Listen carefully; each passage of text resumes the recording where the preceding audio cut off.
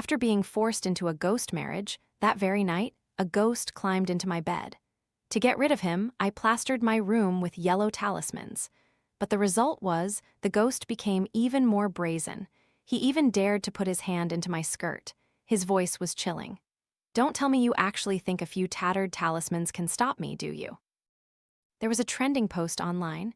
"You just won 2 million yuan in the lottery, but your friend has a critical illness and needs 1 million yuan for treatment. What will you be left with in the end?"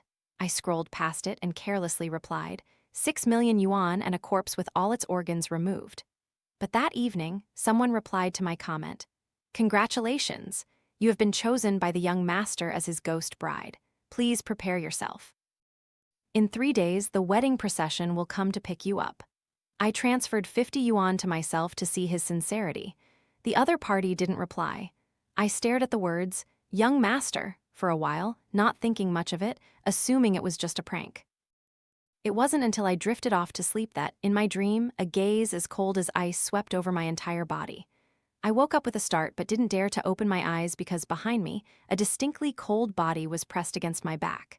A chill breath blew into my ear, accompanied by a faint, mocking chuckle. A ghost! My hair stood on end. I didn't dare to move, my palms drenched in sweat.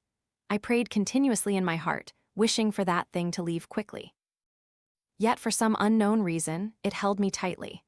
The icy cold enveloped me, my mind grew hazy, and I couldn't resist the urge to sleep, drifting off again. And then a whisper echoed in my ear, "Finally, I've found you."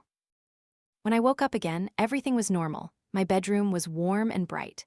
But that icy sensation still lingered in my bones. I thought it was just my imagination. Yet the next evening, that thing pressed against my back again, holding me captive. Perhaps I'm cursed. I struggled until morning, then dragged myself to work with dark panda eyes. Just when I didn't know what to do, on my way home from work, I casually dropped a coin into a beggar's bowl by the roadside. The beggar's face turned red with gratitude. He yelled at me, "I'm not a beggar." I silently pulled a 5 yuan note from my wallet and dropped it into his bowl. The beggar was so moved he almost fainted. He tremblingly pointed at me and said, "You have a bloody disaster coming. Every night, a ghost drains your yang energy. If you don't take care of it soon, your yin and yang will become unbalanced, and a great calamity will befall you." I scoffed. How ridiculous. In a civilized city, what fool would be so superstitious? A few minutes later, I held a stack of yellow talismans with an impassive face, watching the beggar, who had earned half my monthly salary, wave goodbye to me with a smile as bright as a flower. I'm that fool. Back home, I hastily plastered the talismans on the windows, doors, walls, and even the bathroom mirror. The house looked even more eerie, the air thick with the scent of Chinese horror. I shivered. The beggar had said, "Recently, something unclean has been following you. You must continuously post talismans to stay safe. This isn't superstition. This is how I save my life." Yet that night, in my sleep, I felt a cold energy. Behind me was a body devoid of warmth. A cold, cruel laugh echoed in my ear. "Bae, do you want to leave me?" An icy hand brushed against my face, so cold I recoiled, drowsily reaching out to push the hand away. I mumbled, "It's too cold." His ink-black eyes stared fixedly at me. After a long moment, as if reluctantly giving in, he withdrew his hand, not touching me again. "Do you really think those tattered talismans can stop me? I've waited 1,000 years to find you." His hand reached into my skirt, a cold laugh escaping him. "In the past, you tricked me, betrayed me, and caused my tragic death. Now I can't even touch you twice. But I want to. What can you do to me?" My body froze from the cold. This voice matched someone in my memory, but I didn't dare to reveal any abnormality. I squeezed my eyes shut, only praying for him to withdraw his hand quickly and leave. But then, the ghost suddenly leaned close to my ear, blowing a cold breath. "Bae, your reactions are still as naive as in your previous life, aren't they? I like it very much."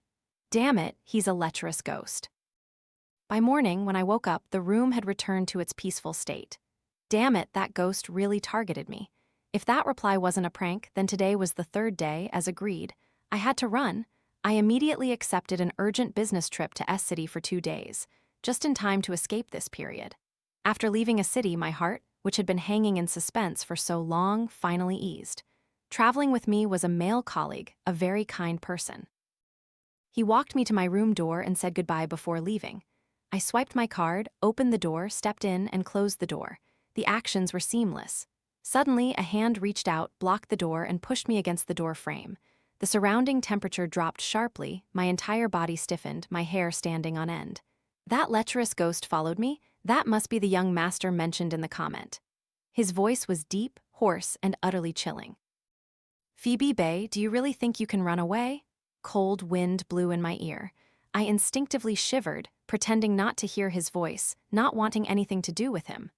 I deliberately rummaged through my bag, muttering while pressing the doorknob. I think I left my card outside. I need to go out and look for it. HMPH, a cold laugh echoed from behind. His pale, slender hand suddenly pressed onto the back of my hand. Where do you want to run off to? He leaned down, his icy lips almost touching my ear. 1,000 years and your acting skills are still as terrible as ever. Do you really think I don't know you've been pretending to sleep this whole time? Help, this little mouse is about to die. But strangely, this person didn't kill me. Instead, he told me to take a bath. I thought he wasn't just a lecherous ghost, but perhaps a clean one too. Lie down, sleep with me. His cold voice, each word, seemed to embed itself in my bones. Outside the large glass window, a bright moon hung in the night sky. The silver moonlight cast over the ghost's face made him look even paler. I suddenly realized he was truly very handsome. If he hadn't died, he would probably be even more handsome. The 2 previous nights, not daring to open my eyes, I hadn't known what he looked like. Seeing no reply from me, he suddenly tilted his head, his dark eyes falling upon me. I then realized he had just spoken, my eyes wide. What good is being handsome? Isn't he still just an old lecherous ghost? I hastily nodded, mumbling a reply. I lay limply on the bed like a soulless corpse. I wondered if it would be better to jump out the window and escape later, or pretend to be dead. Today was the 3rd day, as promised. I didn't know what the wedding procession mentioned in the comment would be like. But this ghost was here right now, guarding me, not leaving my side for a second. I quietly fumbled for my phone in my pocket. All I needed to do was press the power button 3 times, and it would automatically call the police. As I pressed it for the 2nd time, suddenly I didn't know when the ghost had climbed into bed. Under the blanket, an icy hand slowly caressed my fingers. A cold, cruel laugh. You don't want me to harm innocent people. It's best not to involve others. I only want you. I looked straight into his shadowy eyes in surprise, my heart trembling. If this were a novel, I would have fallen in love with such a male lead, but in real life, I just wanted to burrow into the ground and dig a hole to hide. I forced a smile, quietly withdrawing my hand. How could I? Ha ha ha, I'm just addicted to social media. I just wanted to play with my phone for a bit. He had mentioned 1,000 years. A ghost who died 1,000 years ago must be no ordinary being. I completely gave up on the idea of calling for help, only thinking of finding another way to escape. I regretted it myself. Why did I have to be so restless? Now I had to pay the price. He sneered knowingly. I didn't know if he believed me or not, but he didn't pursue it further. Then he reached out and wrapped his arms around me, my back pressed against his chest. It was August, boiling hot outside, and the room had no air conditioning, yet it was strangely cold. His icy whisper came to my ear. It seems the man outside is very worried about you. He's been pacing by the door for a long time now. What do you say? Should I let him in?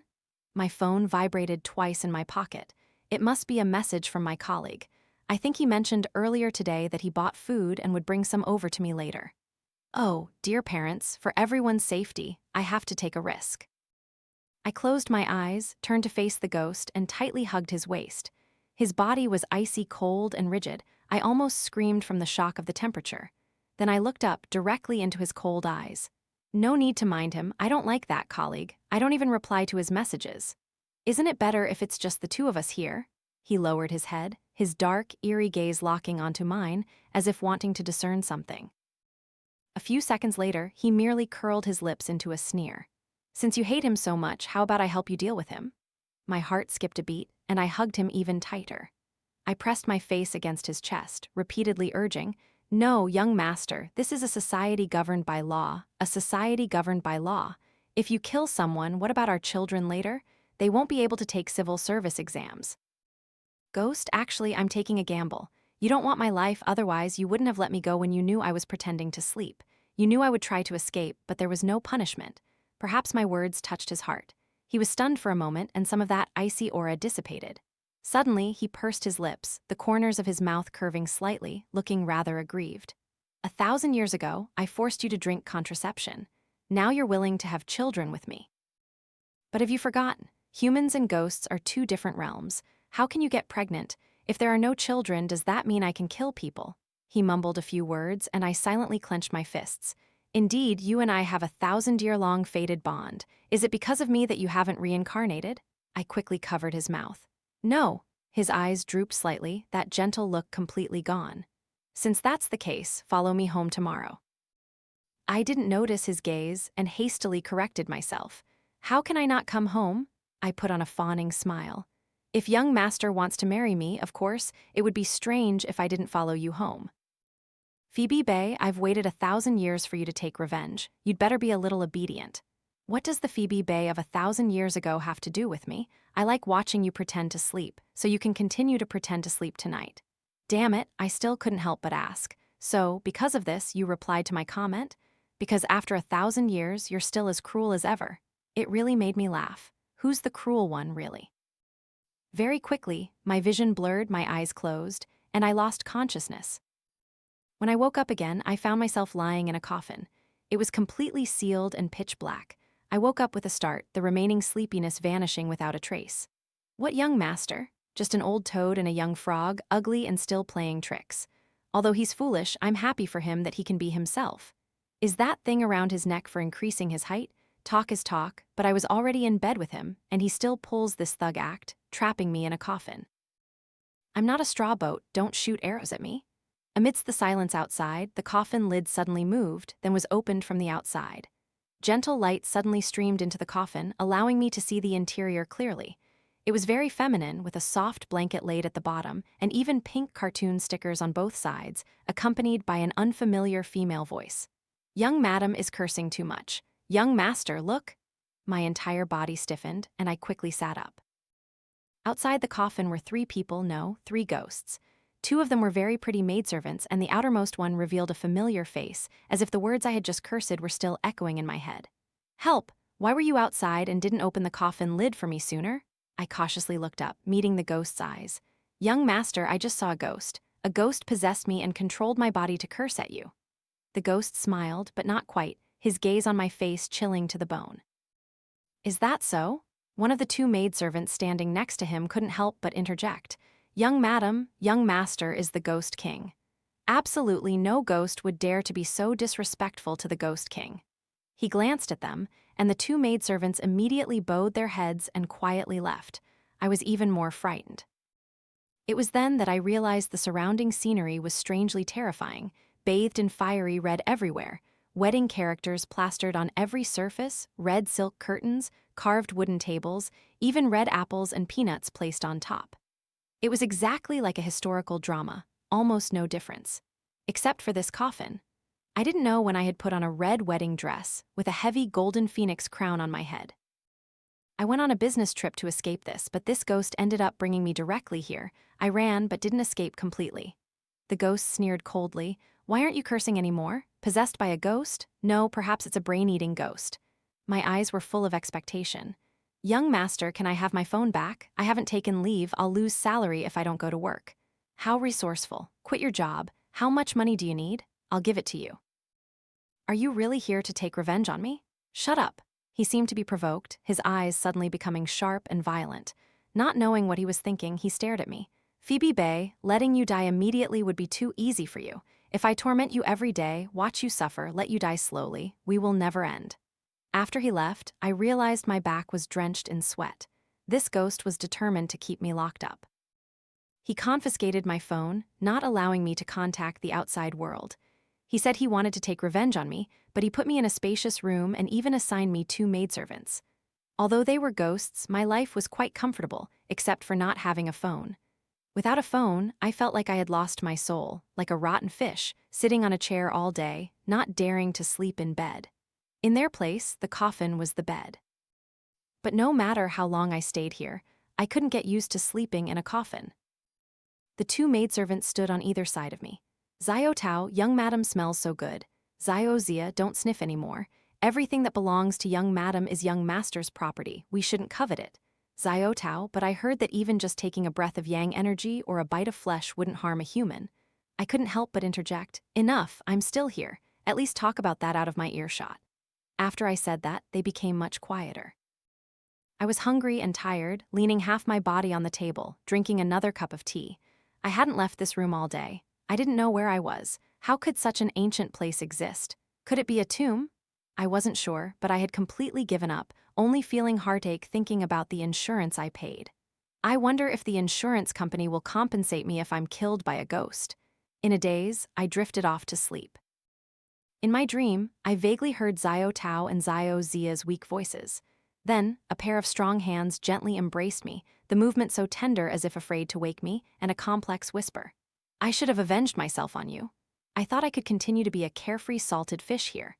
When I woke up, I found myself already in the coffin and had slept there all night. A sentence from the ghost vaguely resurfaced in my mind, but I couldn't remember exactly what he had said. Just as I was about to push the coffin lid open to get up, a cold, sharp female voice echoed from outside the coffin. I was only gone for 7 days. How can there be someone else by young master's side? Get out.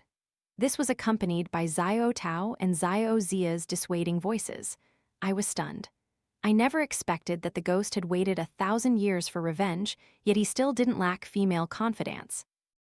Boom, the coffin lid was blown open by a powerful force, falling to the ground with a loud thud.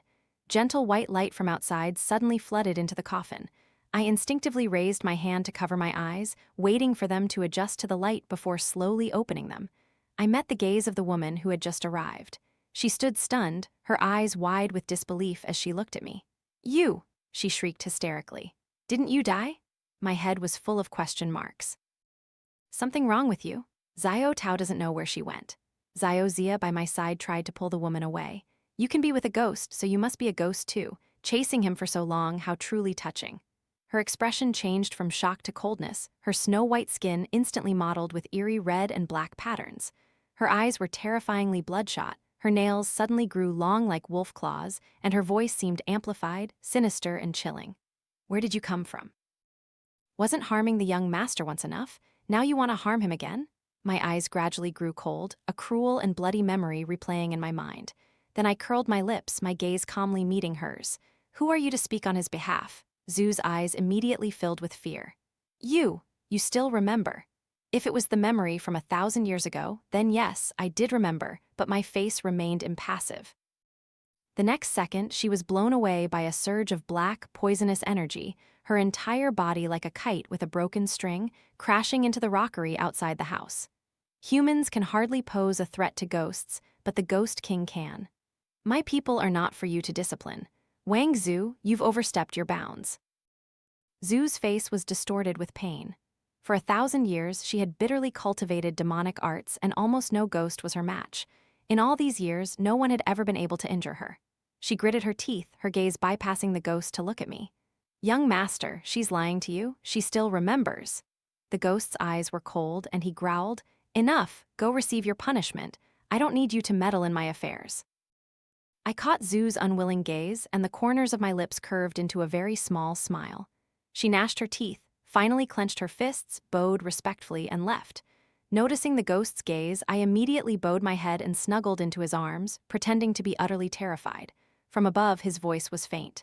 "How spirited. Even your former second-in-command can frighten you so." He said that, but his hand was still on my back, gently stroking my spine, comforting me. Why are you still so soft-hearted after 1,000 years?" How was the ghost? I had long known his true identity. I was a princess of the Chu Kingdom, a nation that was destroyed 1,000 years ago. All the royal women of our clan were captured by the Wei Kingdom and became spoils of war. They brutally trampled upon the dignity of those women. They treated them as toys and lowly slaves. Initially, my mother hid me in a secret tunnel under the bed. Thanks to that, I survived. Among all the royal women, only I lived. From then on, I lived with hatred. Day and night, immersed in a sea of blood, I disguised myself as a man, step by step entering officialdom. The only variable in all of this was how. He was the young master of the Wei Kingdom. We were destined not to be together. I lived for revenge. Finally, I, along with a group of remnants of the old court, betrayed the Wei Kingdom, dealing with the surviving members of our clan. How was an unexpected incident.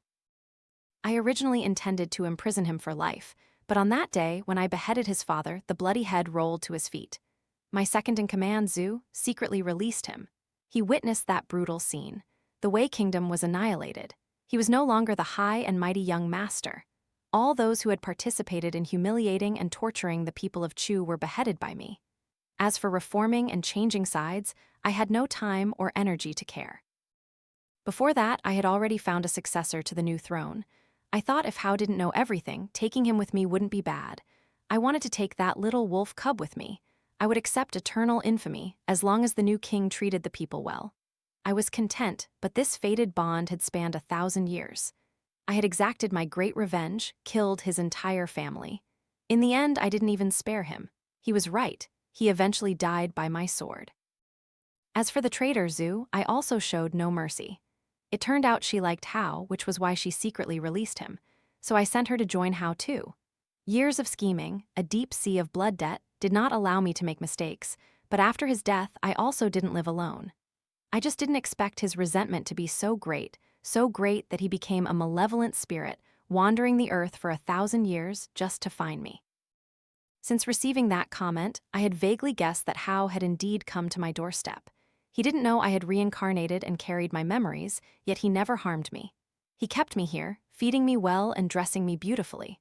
For a moment, I didn't know whether to cry or laugh. Perhaps because Zhu's reaction earlier was too unusual, Hao had begun to suspect me. After the room was empty, he slowly lowered his head. His eyes were dark, as if wanting to peer through my eyes and expressions to find something abnormal. I blinked rapidly. "Young master, you scared me so much?" I almost threw up my own words. In my previous life, I carried a deep blood feud, never smiled or laughed, and never allowed myself any smiles, even when facing Hao. For 15 years living under suppression, I couldn't remember how many people had bullied me. I climbed step by step to a high position. The days of fighting with stray dogs for food were long gone, but I didn't dare to be careless. Every time I softened towards Hao, I would cut myself, silently feeling the pain. He was stunned for a moment, then suddenly let out a bitter laugh. "You can never be her. She wouldn't smile like that." "That's right, I'm not her, I'm dead." Those hatreds should have been buried in the river of history. I looked up and smiled, meeting his gaze, pretending not to understand who she was. "How can anyone not know how to smile? Everyone knows how to smile." He frowned, not answering my question. Instead, he looked down at the coffin lid on the floor, his voice calm. "I'll have someone make you another one." I nodded, always feeling that he still hadn't dispelled the doubts in his heart. I decided to go all out, hugging his waist tightly, cold as steel. A sudden pang of bitterness arose in my heart. In the past, he was the warmest furnace in my life.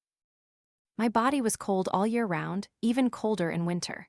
He would embrace my hands tenderly, warming me with his body heat. At that time, he was an arrogant, haughty young master who didn't know how to bow his head. He would protect me at all costs in his own clumsy way. He would take the initiative to apologize. Although very angry that I didn't make our relationship public, he still respected me. Actually, I didn't want to make it public either. It was ridiculous. People who like young master line up from the capital to Jiangnan. Why should young master bother with such a small matter? Yet, in the middle of the night, he would secretly enter my room, crying and saying, "I was wrong. My heart for you lines up from the capital to Jiangnan. Bei, can we really not make our relationship public?" I chuckled, patting his head, my voice firm. "No, we can't. I like you, but that liking is too small compared to the hatred I carry." The first time we met, he said, "Bei, you are my salvation." After the kingdom was destroyed, he said, "Bei, can we really not go back anymore?" "Fool, of course we can't go back. My father was benevolent, his methods gentle. That year, the Wei family destroyed our kingdom. The Wei family didn't want to go back, so why should I think about going back?" I pretended to be weak.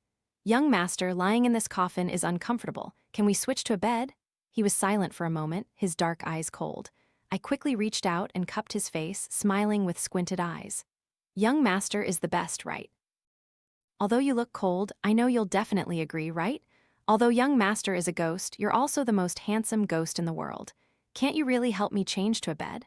I tiptoed and lightly kissed the corner of his lips, my bright eyes looking straight into his. He suddenly lost his composure, awkwardly turning his face away. His Adam's apple bobbed, his voice suddenly becoming hoarse and magnetic. "Okay, as you wish." Clearly, a ghost has no heart, but I felt his heart must be pounding like thunder at that moment. Even his ears turned strangely red. As expected of the Ghost King, he could even mimic human reactions. Outside the door, Xiao Tao was silent. Young master must have been hit by a technician, right? Xiao Zia shook her head. He must have been hit by a CPU. For hundreds of years, young master only slept in that coffin. That night, the entire room seemed to have a new look. I didn't know how he did it, only that as I was about to drift off to sleep, he held my waist, his eyes burning, his voice hoarse. But I know you are clearly her. Without those hatreds, you should have been like this. She didn't know how to act spoiled, but you do. So let's just consider the princess of the old dynasty truly dead. Amidst the hazy dreams of the hot morning, I suddenly woke up to an alluring scent. In my dream, I smelled beef stew with tomatoes and even crepes. I opened my eyes wide, suddenly remembering what Hao had said last night. When I realized, I just wanted to slap myself twice. Foolish, food is right in front of me and I'm still thinking about a man. How embarrassing.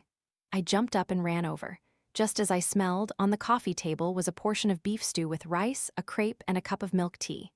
My eyes lit up, and I dove in, devouring it. At this moment, Xiao Tao and Xiao Zia entered, carrying basins. Seeing that I had already eaten, they were stunned. It seems young madam doesn't need us to serve her to wash her face and hands, right?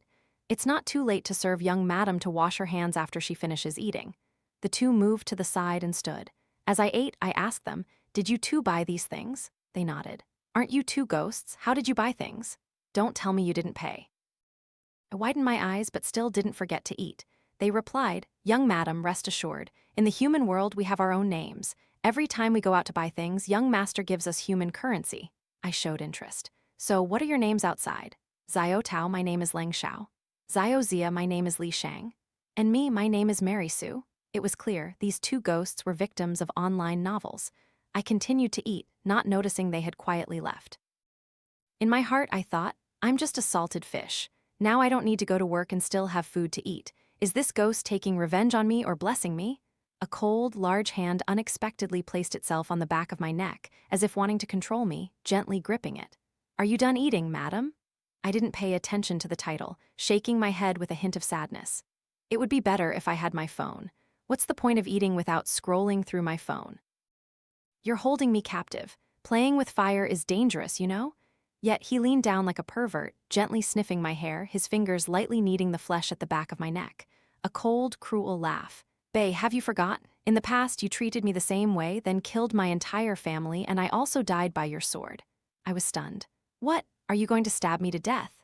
He was dazed for a moment, his voice growing even colder. "Your life is mine. How to torment you is for me to decide." I realized this ghost was taking revenge, but it was just a perfunctory revenge. Oh well, a salted fish should just keep lying down. Hao continued to imprison me. I just realized his address had changed. He called me Madam and seemed to really like this title. Moreover, every night he had to hold me to sleep on the new bed.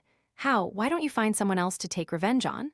The coffin must have been specially made by him, both large and wide, even with several strings of starlights hung under the lid. I stood by the bed, looking at the starlights, then glanced up at him. He turned his face away, deliberately ignoring my gaze, his eyes a little evasive. I curved the corners of my lips. "Young master, your revenge is perfectly executed. How about giving me back my phone? If I give you back your phone, would it still be called revenge?" I'm not convinced. Why not? Think about how harmful phones are. They'll affect my eyesight. Watching too many videos will diminish my intelligence, and typing for too long can easily cause carpal tunnel syndrome. You'd be harming me by giving me back my phone, Hao. He was silent for a moment, then suddenly dropped a jade pendant from above my head. The tassel under the jade pendant swayed before my eyes. My heart pounded, my eyes a little evasive. "Young master, what is this?" A cold laugh echoed from behind. "Don't you recognize it?" I honestly shook my head, not daring to reveal any flaws. "Oh my God, I do recognize it. This is the ancient jade pendant I kept at home." Why am I so sure it's an antique? Because this is what Hao gave me 1,000 years ago before the Wei Kingdom was destroyed. When I was 16, I accidentally saw this jade pendant at a street stall, and I begged the stall owner to keep it for me. For 2 years, I did all sorts of odd jobs, even tutored, and finally saved enough money to buy this jade pendant. After that, I always kept it carefully at home. I never expected Hao to come to my house and find this jade pendant. Phoebe Bay, this jade pendant was placed in the box on your dressing table. If you don't recognize it, then tell me how it appeared in your room. I tried to remain calm. I'm so poor. Perhaps some thief came to my house to steal things, felt sorry for me, and gave me this jade pendant. He didn't answer, just stared at me silently, as if wanting to find a hole in my face. I narrowed my eyes, giving him a seductive look. Damn ghost, say something. Sure enough, his expression became gloomy again. After he left, my eyes became calm. If he really knew I was Princess of Chu and still had my memories from my past life, then whatever he wanted to do would be fine. Even if he wanted to stab me with that sword again, I wouldn't resent it in the slightest. I thought that after this, Hao would at least be silent for a while before coming to me. But I forgot that he was still the little wolf cub from back then, who would always find a way to make amends quickly. Every apology was extremely fast. I didn't expect the sudden turn of events to come so quickly. When Xiao Tao and Xiao Zia went to buy food for me, Zhu arrived. Hearing the sound, I looked up and saw Zhu. She must have been punished last time. She looked much weaker. A small Taoist priest could probably subdue her. I didn't rush to get out of bed. Hao still hadn't returned my phone. If Zhu really wanted to do something to me, I couldn't contact anyone. Although I was weak, I was good at pretending. Outwardly, I calmly glanced at her. What's wrong? Zhu's eyes glared at me with hatred, like a vengeful spirit. Why did you come back? What? Her voice was hoarse and malicious. You died. Why did you come back? It was you who stabbed the young master with a sword. You pushed him away with your own hands. How dare you show your face here? Even if the young master doesn't kill you now, he will definitely kill you later. He hates you to the bone, only wanting you dead. 1,000 years have passed. Why won't you let the young master go? I calmly curved my lips, no longer pretending with her, my voice unable to suppress a hint of a smile. Why? Because I didn't actively seek out your young master. Your young master actively sought me out.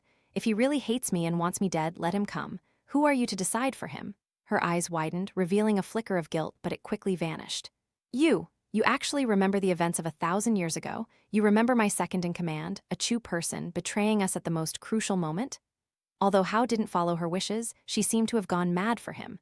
She had forgotten the deep sea of blood, but I hadn't. A strange glint flashed in her eyes. Do you regret killing the Wei Emperor back then, causing the young master to lose his father? I scoffed, full of hidden meaning. Perhaps you've lived too long and don't understand how many ways modern people entertain themselves. What?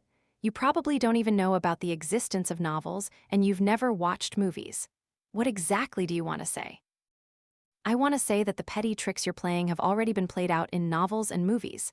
Even if Hao is eavesdropping somewhere, I can answer your question without hesitation. I smiled, my eyes even more resolute. I don't regret it. A chaotic world needs a wise ruler. The Wei Emperor was not worthy. She was startled, but then complacency quickly covered her expression. Then she turned to look behind me and shouted, "Young master, do you hear?" Phoebe Bay remembers the past. Not only does she show no remorse, but she also shows no pity for you. She doesn't care about you at all, so why let her live? Or should I help young master get rid of this menace? After saying that, her eyes were immediately covered by a layer of dark red bloodlust, sinister and chilling. Her speed was extremely fast, the wind rose, and everything hanging in the room rustled and trembled. I instinctively squatted down and closed my eyes. When did it become your turn to manage my people? Hao had arrived. Sure enough, just as I thought, he had hidden somewhere I couldn't see. He had blocked all of Zhu's attacks for me.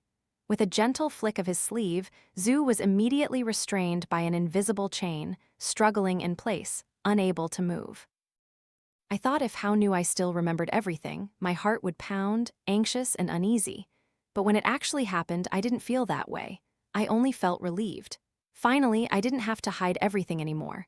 Whatever the outcome, I could bear it. Suddenly, the top of my head was gently stroked. The imagined pain didn't come. I thought, with Hao's personality, he would probably angrily tear me apart. I unconsciously looked up. Since I was squatting, the height difference between him and me was even greater. He leaned down slightly, his expression neither good nor bad, just a helpless sigh. He seemed to even perceive my thoughts and proactively explained why he didn't kill me. I thought I lived until now because of my hatred for you, but I was wrong.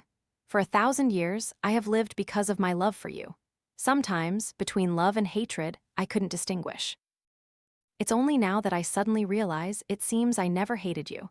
I just missed you too much. I stared blankly into his dark, incomprehensible eyes, my nose suddenly stinging. He said, "Actually, I never blamed you. Before, I said I wanted to seek revenge on you. Now, it seems that was just an excuse I found for myself. Everything you did was right. I'm just sad that you didn't believe I would be on your side." The sting in my nose grew heavier and heavier, even the corners of my eyes filled with a sour feeling. I tried my best to bite my lower lip, holding back the tears that were about to spill. It turned out that for so long I wasn't emotionless at all. I had always been waiting for the words, "You are not wrong." He extended his hand to me, and I slowly placed my hand in his. He then pulled me up and embraced me tightly. "Every time you fell asleep, I dared to appear, openly holding you by my side. Watching you sleep, I didn't think about how to torment you, but rather, are you cold? Do you need more blankets?" My voice choked, but my words broke the romantic atmosphere. "So you're the reason I wake up drenched in sweat every time." Hao suddenly burst out laughing. "I forgot. You're not one for sentimentality. This is you." Behind, Zhu witnessed everything, her eyes almost popping out. Her voice was hoarse. Young master, how could you be deceived by this woman again? She was never sincere with you. Why do you forgive her? Is our 1,000-year relationship everything a lie?" The smile on Hao's lips faded, and he slowly looked up, his eyes dark and cold as he stared at Zhu. "I almost forgot about you." This sentence was like salting a wound, but I truly didn't understand why Hao didn't like Zhu yet accepted her by his side for 1,000 years. Was it truly a man's nature? "Hao, 1,000 years ago you betrayed Bei. When I found your soul not yet dispersed, I knew that one day, when I found Bei, you would be useful. Today, it seems I was not wrong."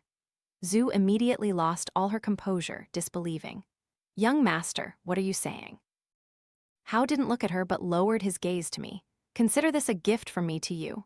At this moment, she suddenly realized that her existence for the past 1,000 years had only been a joke. I didn't know what expression to show. With an impassive face, I met her dead eyes. In the past, she abandoned us. Did she ever think about this situation today? If it weren't for the Wei general who staged a coup at the last minute, perhaps our plan of over 10 years would have failed. The one who ascended the throne didn't necessarily have to be from Chu, but it definitely couldn't be from Wei. Later, the monarch I personally chose indeed achieved great things, not mistreating the Wei royal family, creating a period of peace and prosperity. I walked up to Zhu, my voice calm. "I don't know if you regret it or not, but it no longer matters. You didn't wrong me. The one you wronged was your stepmother, who lost her life because of you." She laughed, then suddenly burst into tears, her eyes bloodshot. Soon, drops of blood flowed from the corners of her eyes. I said to Hao, "Release her. She should have died on the day the Wei kingdom fell." Hao didn't hesitate, his fingers suddenly tightened. The moment Zhu disintegrated into dust, she suddenly looked towards me, her lips trembling. "I'm sorry, everything is over." I wanted to test if Hao truly didn't hate me as he said. I held out my hand to him. "Can I have my phone back?" Hao was stunned, then burst out laughing. "Bei, you've gone to such lengths for your phone, it's truly heartbreaking." It was then that I realized he had changed so much. If it were before, when I had a favorite item, he would get angry, get jealous, and ask me, "Do you like your phone or me?" But after getting my phone back, I wasn't satisfied. I started to push my luck, testing his limits. "I've been off work for several days. How about you stop locking me up?" Hao stared at me coldly, his thin lips slightly parted. "Are you trying to abandon me again? This job is so hard to find. Be good, let me go to work." He was silent for a moment, just staring at me. Just when I thought he would refuse, he suddenly agreed. "Okay, but on one condition, I have to go with you." A ghost going to work. "Phoebe Bei, in my past life, I couldn't marry you. In this life, we are married. Don't even think about abandoning me again." Married? Why don't I remember? I woke up in a coffin. But looking at his worried expression, I couldn't help but smile. Just like in my past life, I reached out and patted his head. "Be good. I won't abandon you. We'll never be apart again. If you go, I'll go." Later, I understood what he meant by go together. He bought the company I worked for and became my boss, following me every day. For 1,000 years, besides looking for me, he also accumulated wealth. Money begot money, accumulating until the 21st century. And the world's richest billionaire who never revealed his identity turned out to be him. The grievances of our past lives have been let go. This life still has a long way to go. Humans only live for a few decades, but he is different. He can still exist for hundreds of years. But what does that matter? At this moment, I love him and he loves me. That is enough. He held me tightly, his voice gentle.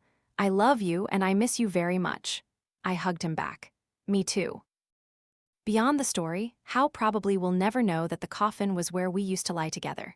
Ghosts don't sleep, but only in that coffin could I feel an unprecedented sense of peace. But now she is here, I no longer need that coffin, no longer need it to find a little lonely comfort. I indulged her, replaced the coffin, and my silent world became noisy from the moment I met her again. But she will never know that. In truth, I never blamed her a bit. My royal father killed my aunt and wet nurse. From the very beginning, he was my enemy. How ironic that he treated me as a crown prince to cultivate. I just didn't expect that from the very beginning she didn't consider me to be on her side. At the last moment of my life, I died by her sword without the chance to say, I love you and I don't blame you. Perhaps this is why I couldn't reincarnate. Before meeting Bae, my life was already desolate, an endless night covering my world. But from the moment I met Bae, a ray of light shone into my barren soul. Therefore, I wanted to reach out and grasp that ray of light.